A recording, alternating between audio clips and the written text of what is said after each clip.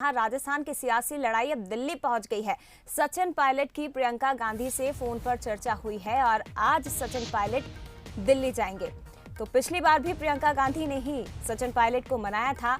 10 महीने के तूफान को भी उन्होंने ही ठंडा किया था। और आपको जानकारी दे दें कि 2 दिन पहले ही जितिन प्रसाद, जो कि राहुल गांधी के करीबी माने जाते हैं, बीजेपी में शामिल हो चुके हैं और इसीलिए अब सियासी हलचलें एक बार फिर से तेज होती हुई नजर आ रही है। और ज्यादा जानकारी लेंगे। हमारे साथ बातचीत करने के लिए न्यूज हेड शरद द्विवेदी जी फोन लाइन पर जुड़ गए हैं। शरद जी, एक बार फिर से सचिन पायलट का एक नया रूप हमें देखने को मिल रहा है। 10 महीने पहले जो इस तरह की तस्वीरें सामने आई थी, प्रियंका गांधी ने मध्यस्थता की थी। इस बार भी प्रियंका गांधी मध्यस्थता के रोल में है, लेकिन संभावनाएं आपको इस बार राजस्थान में क्या कुछ नजर आ रही हैं?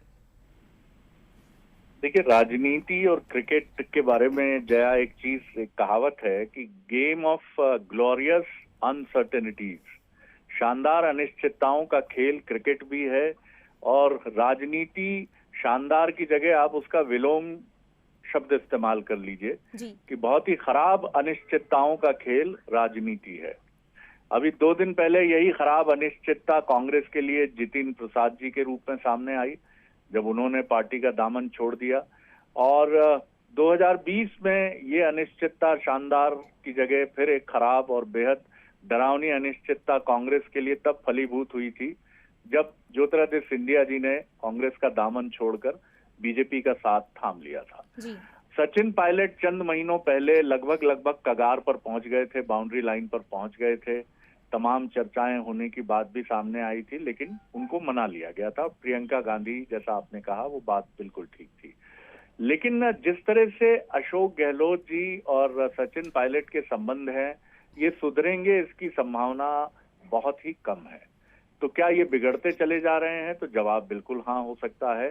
और शायद यही स्थिति है कि जितिन प्रसाद के जाने के लिए एक अवसर के तौर पर सचिन पायलट ने इसको देखा। या तो वो दबाव बना रहे हैं कांग्रेस के केंद्रीय नेतृत्व पर, आला कमान पर, कि अब बहुत हो चुका, आप कोई फार्मूला बता दीजिए कि कितने दिनों के बाद या अगले चुनाव का चेहरा मैं हूं राजस्थान में, या अभी का कोई फार्मूला होगा तो वो सचिन पायलट जानते होंगे।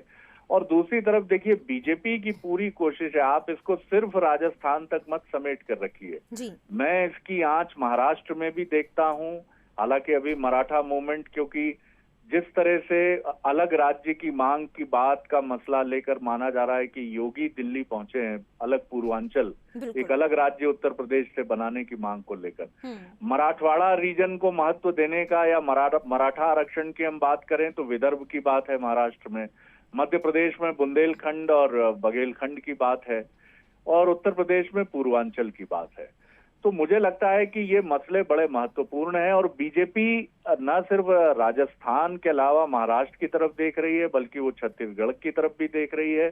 और उसकी पूरी कोशिश है कि कांग्रेस की जो एक टॉप लीडरशिप है, जिसका विकास राहुल गांधी के साथ कांग्रेस में हुआ है बीते 2 दशकों में, उस लीडरशिप को वो तोड़ ले।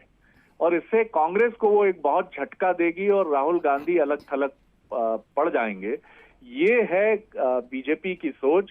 और दूसरी तरफ वो लोग हैं जो कांग्रेस को में अपने को किनारे पर महसूस कर रहे हैं, क्योंकि वो नंबर 2 का चेहरा थे, और जब उनकी सरकार बनती है उन राज्यों में तो वो नंबर 2 बन के पीछे हो जाते हैं। तो ये शह और मात का खेल है, इस पर बराबर निगाह रखनी होगी जया।